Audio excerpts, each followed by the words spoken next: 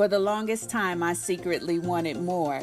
I often found myself shrinking to fit in, settling for what was comfortable, and even selling myself short.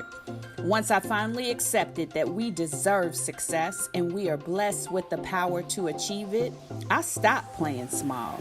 I'm serious about building a life I love, and you should be too. I'm Denise Taylor of DeniseTaylor.live, and welcome to Life, Love, and the Pursuit of Happiness. I help women prioritize themselves, their success, and their happiness. Let's meet this week's achiever whose story will inspire you to push past your fears and soar.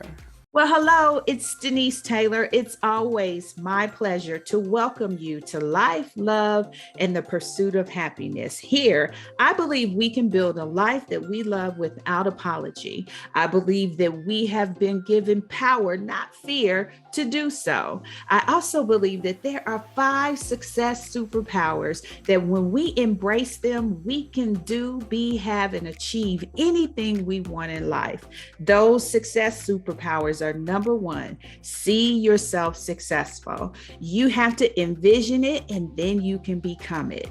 Number 2 is to shake off fear. While the emotion of fear is real, we don't want it to paralyze us, holding us captive. We want to shake it off and keep it moving. And number 3 is do the work. I wish it were as easy as twinkling our nose, but the fact is we've got to put our hands to be diligent at getting things done and accomplished. Number 4 is take care of you. We can't lose sight of our priority to make sure we take care of ourselves on this journey. What we have been called to do is great, and so we do not want to fall down as we pursue. We want to square our shoulders and make sure we can rise to the occasion. And number 5 is hold fast to your faith.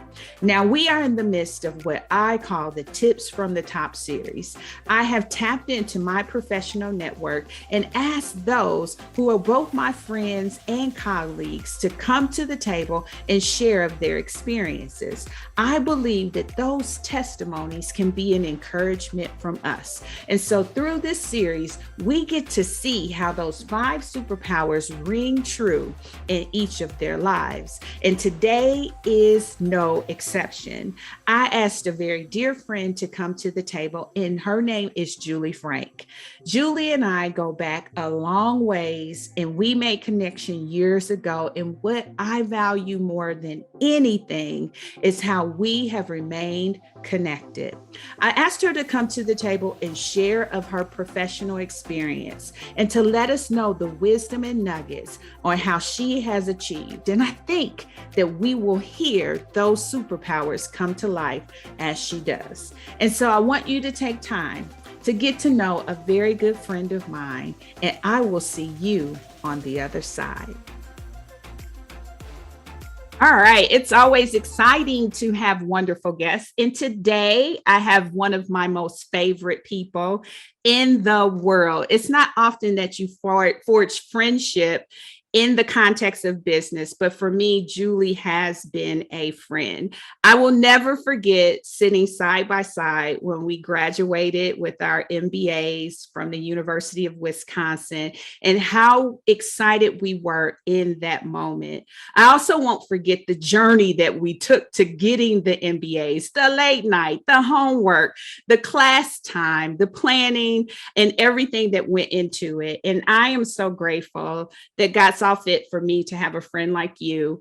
And I'm glad that when I reached out and said, hey, I'm doing this Tips from the Top series, that you without hesitation said that you would join me. So Juli, it is my pleasure to welcome you to Life, Love, and the Pursuit of Happiness. All right. With that, do me a favor, introduce yourself and briefly walk us through your professional career. Sure. Well, first of all, Denise, I would like to thank you for this opportunity. I do believe this is an opportunity that's a blessing for me to share some of the things that I've been through, and hopefully that helps some other people. But I also just want to thank you. You are one of those people that just has an amazing gift. And I noticed it the first time I met you. You have this ability to pull people together which is what I think you're doing now, which I've loved seeing your skills come to light in a different way.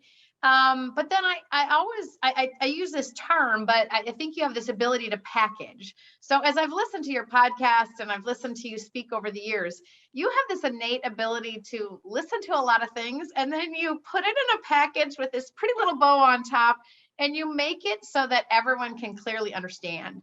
And so I think you take a lot of complex words in these sessions and you boil it down to some really true nuggets. And so I want to thank you for your wonderful gift. And I think that's wonderful. And I just wanted to tell you that. So. Oh, thank you, Julie. I appreciate that. Awesome. Yeah. So tell us about you. Sure. So I am a retail person, true and true. I've been in the retail industry my entire life. And I really have worked for predominantly big retailers. I've worked for 2 big retailers. And in that time, I worked in the stores organization and I opened stores and I managed stores. And then I moved into the corporate side. I really found that I wanted to learn more. I wanted to learn how the merchandise got to the store, what it took to get all that product there that we sold every day. And I spent a lot of time in the corporate office in multiple different roles, learning everything from how the product's made, how it's bought, how it's purchased, how it's allocated, and how it gets to the stores. And I did that for years, and it was great. I felt like I learned a lot, and I've developed a lot as a person. But then I found out that I really felt like I could give back, and I didn't feel like I could give back in these large corporations. And so my job is now transitioned, and now I work in a nonprofit. I still work in retail. I work in thrift. And it's really an opportunity for me to take all those skills that I learned in those big retailers and really give back to a nonprofit that's helping other people. And so it's really been a blessing for me. It's a great part of the journey of my career. And I really have found that this has probably been the most enjoyable part of my career. Awesome. Awesome. So tips from the top. Do me a favor, and from your perspective, define success. Wow. So, success has changed for me. I like to say, life is a journey, and I think everything is a journey. So success, how I would define success has been a journey. If you asked me when I was in my 20s and 30s what success was, I would have told you it was dependent upon the role and how much money I was making and what I was doing in my career. There was nothing about my life. There was probably nothing about anything other than just, am I successful in my career? Mm-hmm. And I would say that I have now gone through the journey of life, and now success to me has very little to do with what I do in my life. Success to me is more, I almost want to say it's a feeling, or it's a place where I go to. But success to me is about where I am as a person, and am I developing? Am I learning? Am I growing? And am I giving back? And success to me is a feeling. It's do I feel successful when I feel happy, when I feel like I'm giving back? And so it's definitely been a big shift for me. It's more about how I feel than what I've accomplished. Oh, I think we all get to that point, especially when you've done all the hard work to climb that corporate ladder and reach those titles, if that was a goal, or the income, if that was a goal, whatever the goal was. You begin to reflect back and internalize that.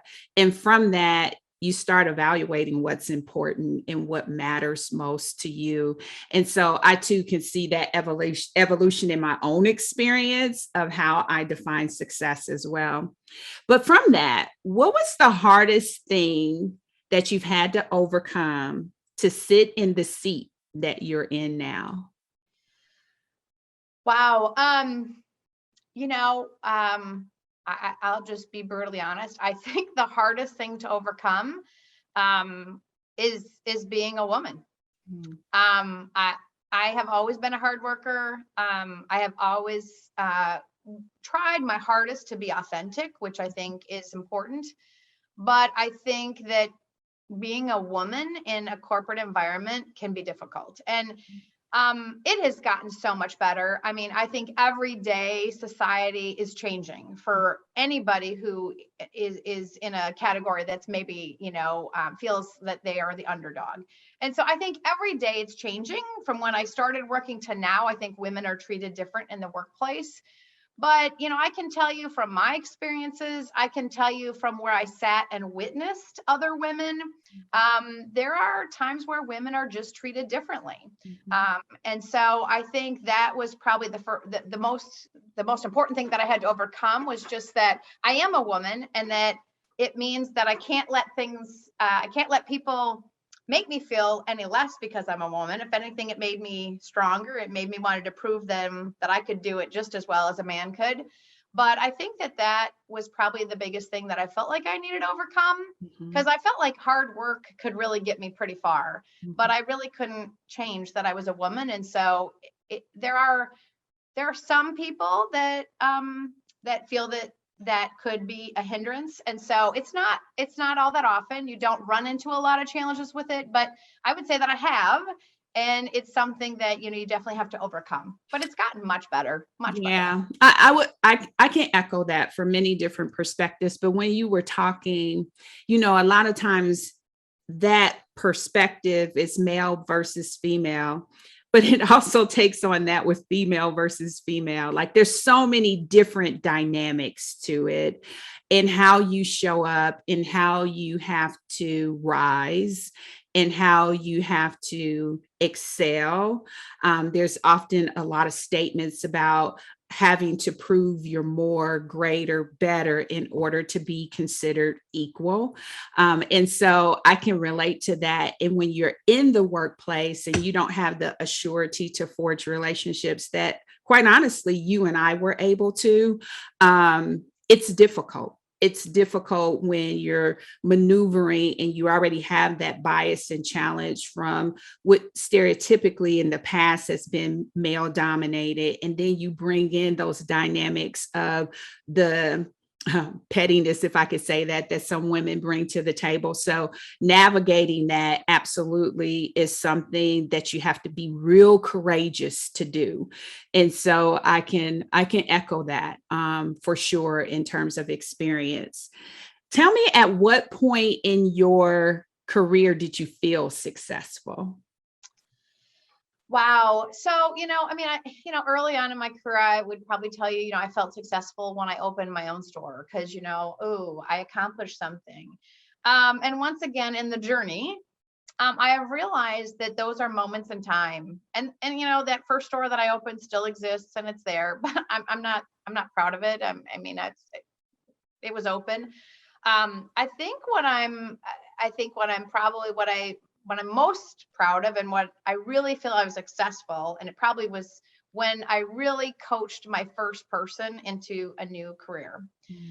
And not just within a new, not a promotion within my pyramid, but outside of my pyramid. And I think that's when I started to realize that, saving the company $20 million, or opening, a store, or, managing whatever business, it was a measurable goal that was important, because you have to achieve those to continue to grow and learn.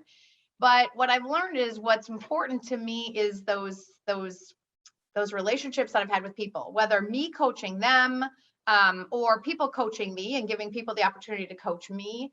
Those are things that last for a lifetime. So I still have people who contact me who I helped them 15 years ago in their career, and they talk about how I helped them grow. Those are what I feel make me successful, and not so much about saving X amount of dollars or growing a business. So I felt most successful when I was really helping people. Yeah, I can echo that too, because that sentiment that you feel when someone reaches back, it lets you know that the deposits, the treasures that you put in them, were priceless, and they were also timeless, which is phenomenal, because they echo forever, and they let you know that what you invested was valuable on that receiving end, when sometimes you're not sure, right? You're not sure if this is a valuable investment of you. Right. And sometimes you don't even know. like you said, you don't even know that it had an impact on them. And so then you're like, wow, I made an impact on somebody. Absolutely. So speaking of those relationships, what was the best advice that you've received and who gave it to you? Wow. So the best advice that I received was really kind of unusual, but I received some feedback from actually a peer. It wasn't even my manager, it was a peer, and it was with one of the companies that I work for. His name was John. But I remember it was a time when the corporation was getting bigger, and everybody was starting to value titles a lot more. And you either weren't involved in something or were involved in something, or people they weren't as cognizant of your opinion based on your title. And I remember he was a mentor of mine, and I had gone to him and I was very frustrated. And I remember he said to me, titles mean nothing. They have never meant anything here. You may feel like they're beginning to, but he said, do what's right, do it how you're supposed to do it, with partnerships and being kind to people. Accomplish what you need to get done, and you will be noticed and you will be taken seriously. Wow. And I was like, wow. And I mean, totally worked on a completely different pyramid of the organization, but it did start to get to the point where in the organization, you felt like if you weren't, a VP, or if you weren't a senior VP, people weren't going to listen to you. And he pretty much squelched that for me and gave me the confidence to bring my voice back out and say, you know what, it doesn't make a difference what my title is. I have an opinion and I'm valued. And as long as I'm doing it the right way and I'm respectful and I'm holding true to my beliefs and my values, and I'm treating people fairly, people are going to listen to me and they're going to take notice. And he was right. Yeah, I agree with that. That gets to the heart, right? Where you're not chasing title, but you're chasing the authenticity of how you show up. And when you can make that transition is when you really begin to embrace your power. Because a lot of times we're so hungry for the chase, right? For the next promotion, for the next raise. But as you've stated, you can go after all of those things and they can be very fleeting. But how you feel when you leave, how you're interacting, how you're supporting those people who are looking for your leadership and guidance, that's the phenomenal part of really making a difference and being a true leader in your role. Let me ask you this question. What feedback did you receive that took you by surprise to hear, but you're so glad you received it? Well, you will appreciate this because you know me very well. So I am a person who talks fast. I am a person who walks fast. And I'm kind of Yes, a you do person. walk fast, Julie. I know. I'm also a person who kind of thinks fast. And so I do remember someone said to me, slow down and let the room catch up with you. And I remember saying, I don't get it. And the person had to explain to me what it meant. And then I realized that I was not always aware of the reactions of people in maybe the conference room or the presentation that I was giving. And I would maybe have 80% of the people, or even 90, but if 3 are falling behind, you're not going to move your project or your thought process or whatever you want to move forward as quickly until you get 100% buy-in. And so I very quickly learned that I have to, as I'm speaking or presenting, slow down, pay attention to where I think people are in the room. And are they with me, or are they kind of tilting their head? And if they are, then you need to go back and reiterate something. But really slow down and make sure that the room catches up with you. And I didn't believe it when I heard it. I was very surprised. I couldn't believe what the person was saying to me. But it has been invaluable for me in my personal life as well as my professional life. Wow. That nugget of wisdom is powerful. It's one of the things that if you master it, your sphere of influence will wail, right? It will swell to such great levels because people want to be recognized and heard. They don't want to be left out. And I think that was a very powerful nugget to really give you to help you really harness how to move the room. right? And how to be impactful. I'm going to tuck that one away for myself. Okay. How do you feel when you're underestimated? Wow. So I will tell you, for me, once again, true disclosure, I'm pretty competitive. So when I'm underestimated, it makes me stand taller. It makes me want to say, I'm going to smile bigger, I'm going to work harder, and I'm going to prove you wrong. So when I'm underestimated, it makes me rise to the challenge. I will say, though, it has to be something that I'm passionate about. You know, you can underestimate me, or undervalue me on something, but if I'm not passionate about it, I might just let it go by, because I'll let someone else take the reins and run. But if I'm passionate about it, I'm going to rise to it, and I'm going to take it full on. So That's awesome. That's awesome. So this may be a touchy subject, but I'm still going to go for it. We hear about the glass ceiling, right? In that connotation and what it means about barriers to advancement. In your experience, share as you prefer. What are your thoughts around the glass ceiling, and how'd you navigate it if you've ever experienced it?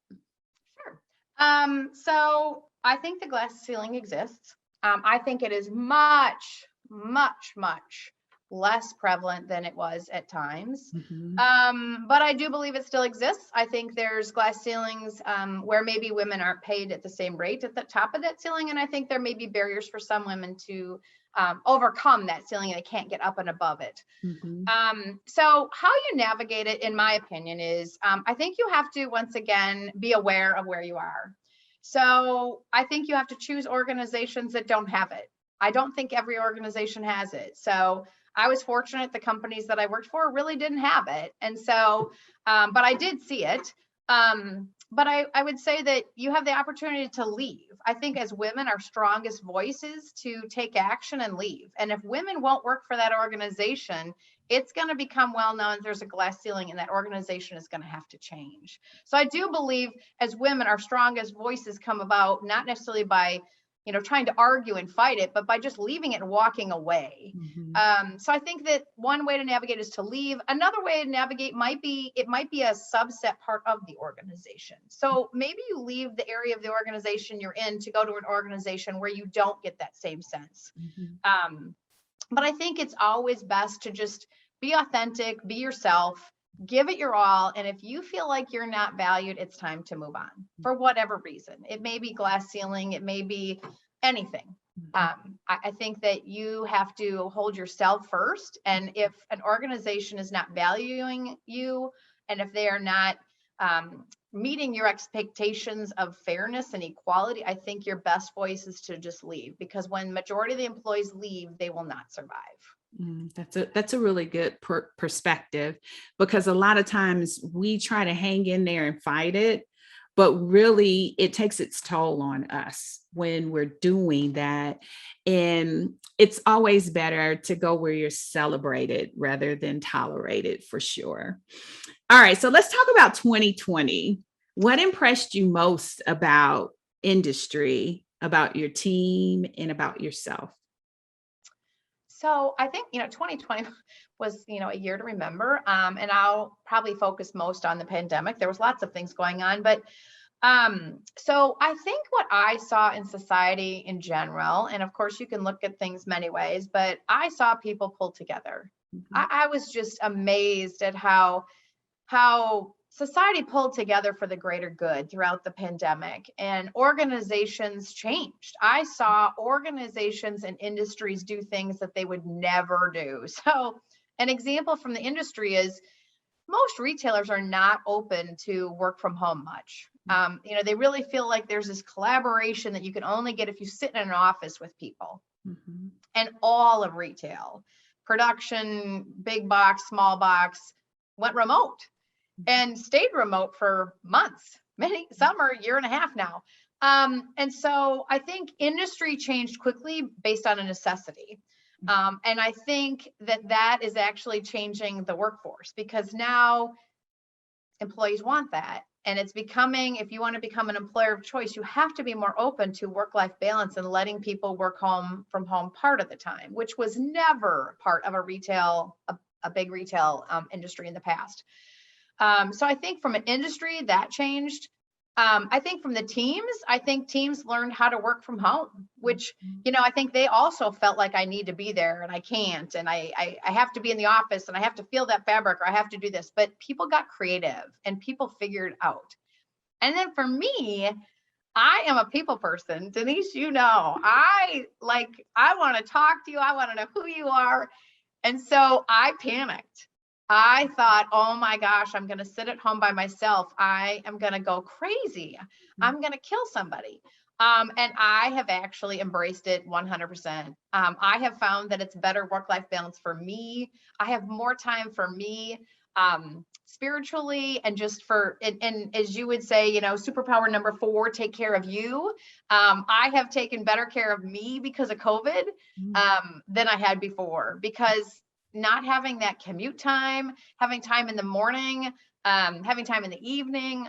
So I think for me, it just surprised me was that I could embrace something that I would have said I would have never signed up for it. Absolutely. It's a game changer, because I kind of was like you, to the point where I was like, I don't know if that would work for me. But I have embraced it wholeheartedly, and have clear expectations about what I am hopeful for and looking forward to when the dust finally settles and things get to a new normal, right? And what that's going to look like for all the reasons that you name. When I was thinking of our conversation, I wanted to unpack some basics with you. A lot of times when people who are still very early in their career or at introductory roles, they have misconceptions about leaders, and they think, oh, they pick their favorites, or oh, they promote their favorites, or oh, they let this person go for some bias, right? And so when you think about the basics, hiring, promoting, decisions around team moves that need to be made for whatever reason, what are some of the criteria that come to mind for you in how you manage that whole candidacy process? I can start with hiring. So, hiring for me, I've really over the years boiled it down to 2 things. Mm-hmm. You ask a lot of questions and there's a lot of really good candidates, but ultimately the best candidate is going to be 2 things. Number 1 is the best candidate is going to be the candidate that fits with my current team. Mm-hmm. If I bring somebody in and they are a superstar, but they will not fit with my team, I have dissension within the team, they're not going to gel, and they're not going to be as productive and effective and as engaged as they would be if they melded together. Mm-hmm. So first and foremost, I have to find the best candidate that's going to fit with my current team. And it may be that they're offsetting a gap that we have. It may be that they're excelling in something, but I have to find somebody who's going to fit with my current team, because I have made the mistake of hiring a great candidate, but they didn't fit with my team, and it just usually does not work to your benefit. So number 1 is really good fit for the team. And then number 2 is I've also found that it's really important to look for a candidate that you can see clearly doing the role that you're filling for.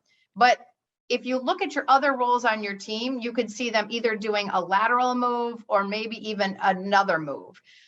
It's really important to have someone where you feel like you're almost creating your succession plan for your team while you're hiring. So I found that in hiring, those are the 2 things. I mean, there's always the base criteria. They have to fit the competencies of the role and they have to bring in the experience.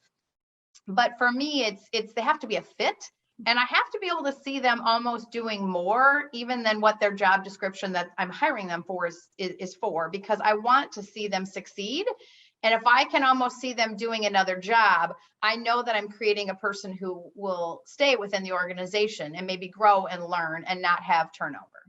It's interesting because as you were talking, one of the things that came to mind for me was how we often disqualify ourselves instead of giving ourselves a chance at a position.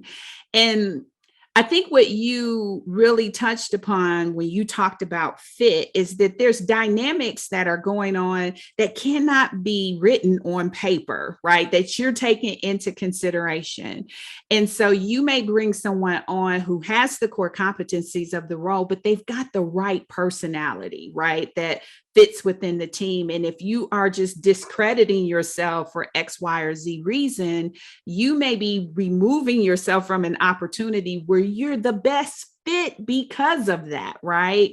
So why is it that you think sometimes we as women, again, are so quick to count ourselves out rather than count ourselves in, right? When it comes to certain positions and roles? So I think women, well, I think we tend to want to make sure, I think it's that we're very organized and that we tend to want to make sure we've checked off all the boxes. And if there's one box where we're like, well, that competency maybe isn't 100% my strength. So for me personally, if I'm going to go after a job, I want that competency list that they're giving me. It better be a strength of mine. It can't be yeah, I do that and I do it okay. It better be, I rock that out of the park. I rock that out of the park. And so I think sometimes for us women, it's that we feel like we need to be the best at all those things in order to really even be a candidate, which isn't true. But I think that that's just our nature is we have to fulfill all the boxes in order to even be qualified. Right. And that's obviously clearly not the case. Right. And I think we have to give ourselves a chance to go for it. If nothing more, we get feedback in the process that can help us. But the fact that we discount ourselves from even giving it a try really removes the opportunity to learn what we possibly can if we would just kind of step out there. Now, when you think about the most impressive candidate you ever had, like Denise Taylor, but no, I'm just joking. When you think of the most impressive candidate that you've ever crossed paths with, what stood out most about them?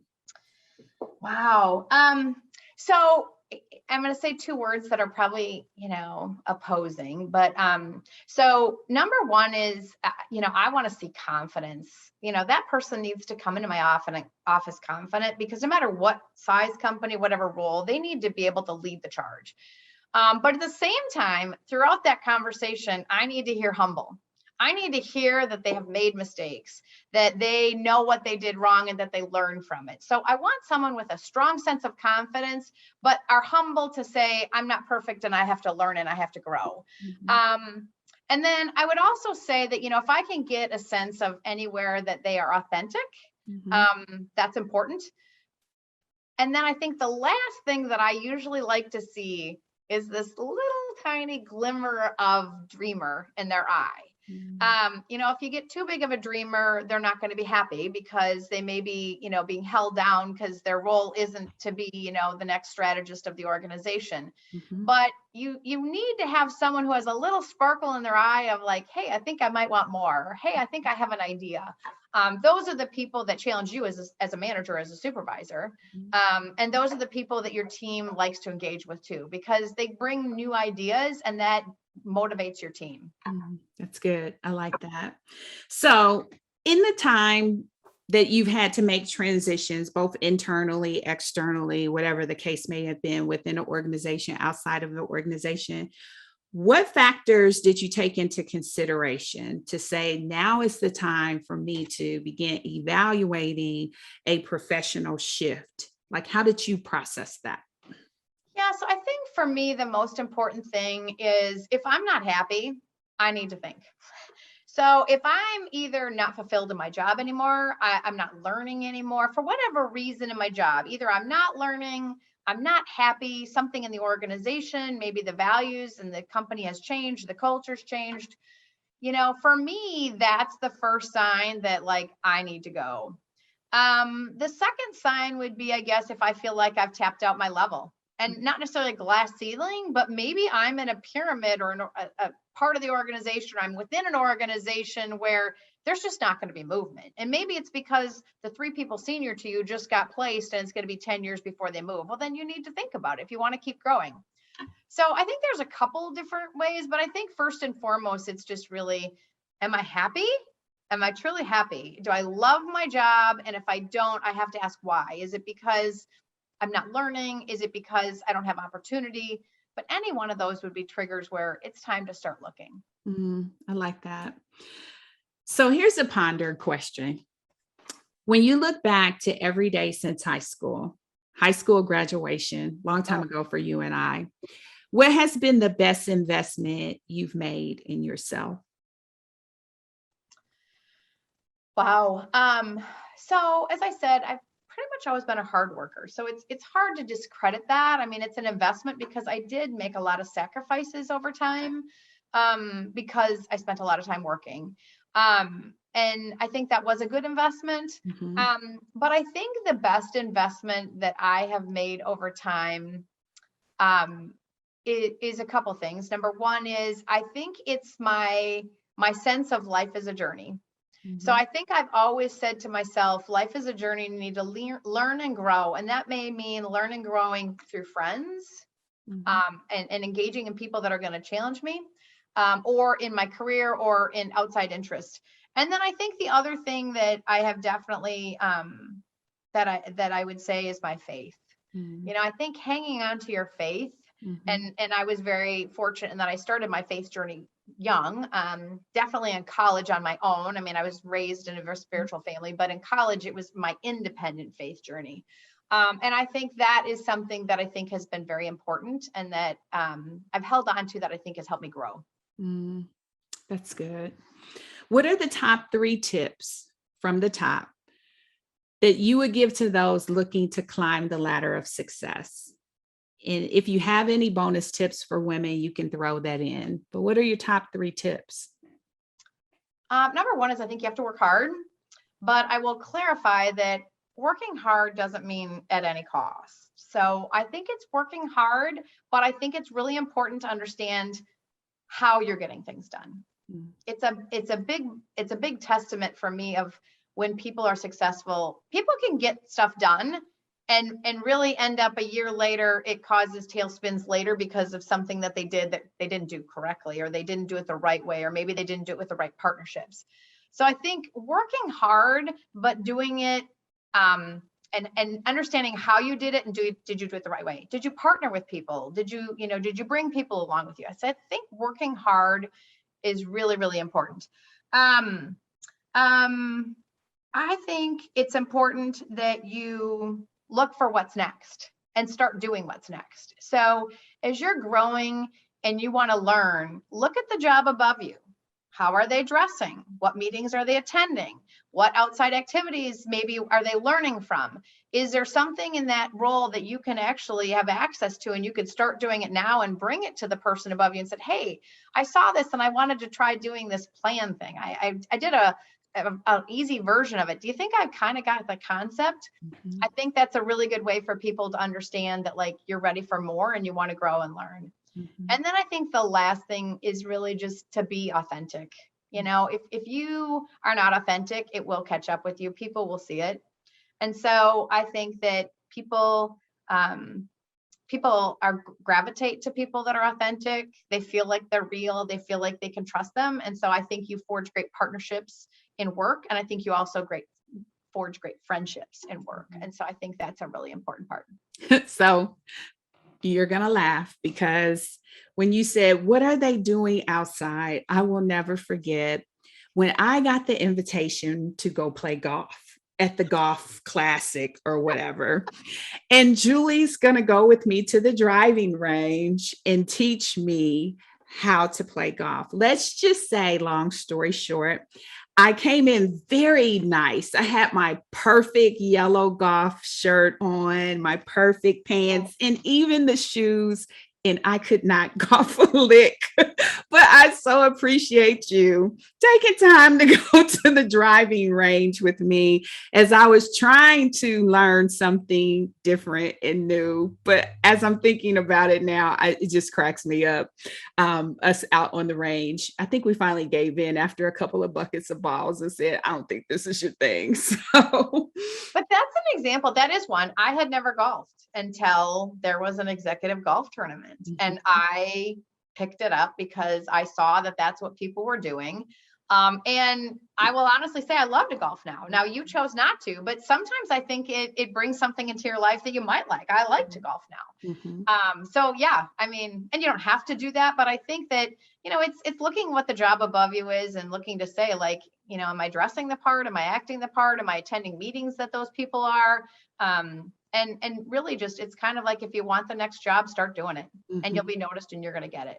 Yeah. And I'll also add to that, just because you mentioned it, it's not like you can invite yourself to those meetings, but when you show interest to your boss and when you show that you have that expanded thought process and that willingness to come in and learn, it's not very hard for them to layer you in and begin to give you that type of exposure.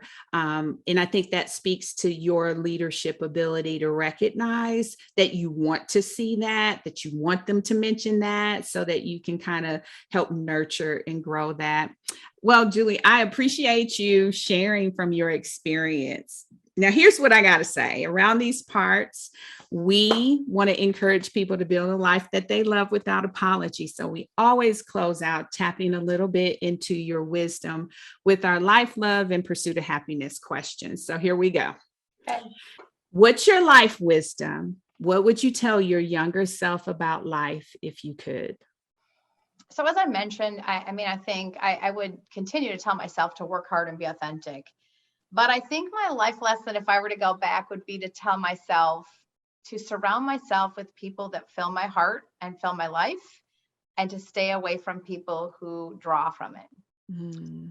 I think that is something that I've navigated fairly well, but I've definitely noticed that, finding joy, finding happiness, being in a place where you're comfortable, if you surround yourself with the people that are like you and that that have your values and your beliefs, it's an easier journey to stay in line with that.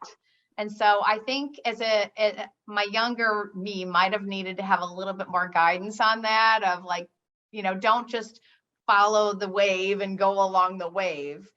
Really be selective about, who you surround yourself with. And I think that's probably would be my life lesson. That's a good one. Love wisdom. What would you tell your younger self about love if you could? Wow. So this is one that has been a journey for me, and I have definitely, I can't say that I feel like I've nailed it, but I feel like I've got a much better handle on it. And my love journey would be for love of family, friends, significant others, anyone. But to me, I've kind of, I try to describe love and I struggled all the time. And to me, love really revolves around a couple words that I use as my bookmarks. So number one is respect.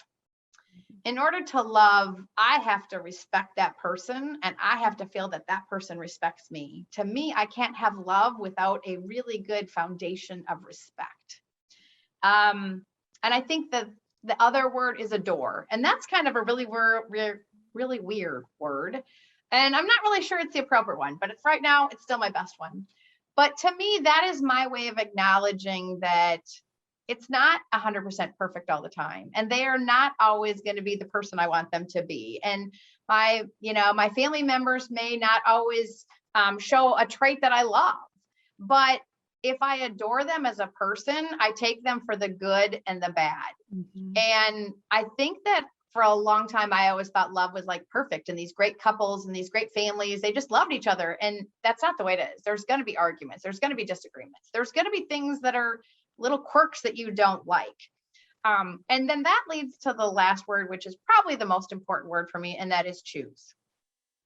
You choose to love that person. You choose to say they have that quirk and I don't care, because the other part of them is so important to me. I can't live without them. And likewise, they choose to love you. They know that little quirk, or they know this about you. And I think to me, love is a choice. And I think when I was younger, I didn't realize that. I think I just thought that people fell in love and it was magical.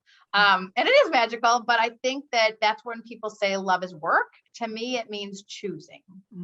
I love that. My goodness, that was really good, Julie. All right. And for you to share that tells me that you've had some experiences and journeys that taught you that. And I'm glad that you recognize the lessons in it. because it now prepares you for better love, which will be good. All right. So happiness wisdom. What would you tell your younger self about happiness if you could? So I kind of have a mantra a little bit. It's kind of all over my house and it's kind of become me. But my happiness wisdom is choose joy. Once again, it's a choice. It's a choice. Choose joy. Choose work joy, choose friends joy, choose love joy, choose, home, everything. If you choose joy, you will find happiness. That's beautiful. So I have a question. Do you still match your pins with your outfits every day, Julie? I do, but yes, not quite to the extent that I used to, but I feel like I was the kid that should have had the 100 color box crayon with the sharpener at the back. I didn't. I probably only had like the 6 color crayon box. But yes, Denise Taylor, you do remember that. Yes, I do like to match my color pens to my outfit. So you know what, Julie, thank you. Thank you for being there for me and answering this call to share your experiences. I am so grateful that God saw fit to allow my path to cross with yours so many years ago. I mean, to hear about your nephews being grown and Shanice and Sierra being grown, they were like little tykes when we first became friends. What I value most is we've had a great working relationship, but what I really, really treasure most is the value of friendship that has remained all of these years, and how I look forward to talking to you. I look forward to seeing your posts, like, what is she doing? Where is she at? What's going on? I am excited for you and what lies ahead, and I want to thank you. And my last thing is always this: success looks so good on you. So thank you for being with us. Well, thank you. Once again, it was a blessing to be here. So thank you. You are doing amazing work. Keep it up. Well, I enjoyed my conversation with Julie. It is one that I feel honored that she opened up herself to share with me. I thank her and the rest of the people who have been so transparent with us on the nuggets that have made a difference in their career. When we talk about the mantras of choosing joy, and we talk about the transparency and the authenticity, I'm telling you, when you get to the heart of it, it's not about the title. It's about who you are and the impact and influence that you're making with those around you and those accountable to you. That is what I believe makes a difference. And that's what I heard most in talking with Julie. I want you to know that these tips are being brought to the table to serve as iron to sharpen us, so that we can see how to navigate our experiences and get the most from those who have achieved the titles that many desire. As always, I'm excited to have you stop by here. There's one last thing I ask you to do. If you haven't already rated and reviewed the podcast, what are you waiting for? That is the one key mechanism that allows this platform to be shared with others. So please rate and review. And even more, if nuggets are being shared that are impactful to you, chances are you know someone else that they can be impactful to as well. So share this episode with your friends. I look forward to seeing you next time. And thank you for being connected here on Life, Love, and the Pursuit of Happiness. Well, that's it, beautiful. Thank you for tuning in. Don't ever forget that you truly deserve life, love, and all the happiness your heart can hold. Be relentless in building a life you love without apology. I'm Denise Taylor, and you can always find me in our free Facebook community. Life, Love, in the Pursuit of Happiness, easy to find. Now, if you want more information about my success superpowers, as I'm sure you do, download my free Success Superpowers ebook at denisetaylor.live/podcast. And one last thing, always embrace your power and go.